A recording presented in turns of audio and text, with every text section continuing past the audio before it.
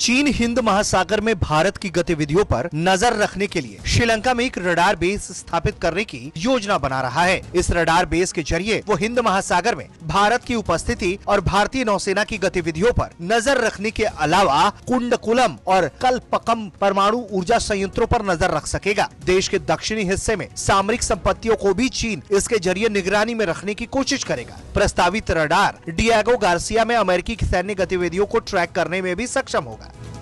Economic times के सूत्रों ने बताया कि चाइनीज एकेडमी ऑफ साइंसेज का एरोस्पेस इंफॉर्मेशन रिसर्च इस प्रोजेक्ट को श्रीलंका के डोंड्रा खाड़ी के पास जंगलों में लगाएगा। सूत्र कहते हैं कि अगर चीन श्रीलंका में ये रडार लगा लेता है तो ये क्षेत्र में भारत के रणनीतिक हितों के लिए हानिकारक होगा। इससे भारत के दक्षिणी हिस्से की सामरिक संपत्तियां रडार की सीमा में आ जाएगी।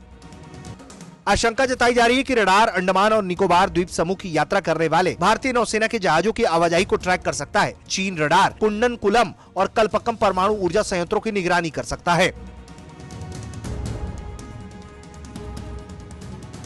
श्रीलंका दक्षिणी हिंद महासागर में चीन की महत्वाकांक्षा के लिए महत्वपूर्ण है। वहीं आर्थिक तंगी में फंसे श्रीलंका ने चीन से भारी कर्ज ले रखा है, इसलिए वो चीन की इन मांगों को अस्वीकार भी नहीं कर सकता। जानकार मानते हैं कि चीन ने श्रीलंका को अपने कर्ज के जाल में फंसा लिया। द्वीप देश के विदेश नीति में भी चीन का दखल देखने को मिलता है। चीन श्रीलंका के बड़े संस्थानों को अपने प्रभाव में रखता है।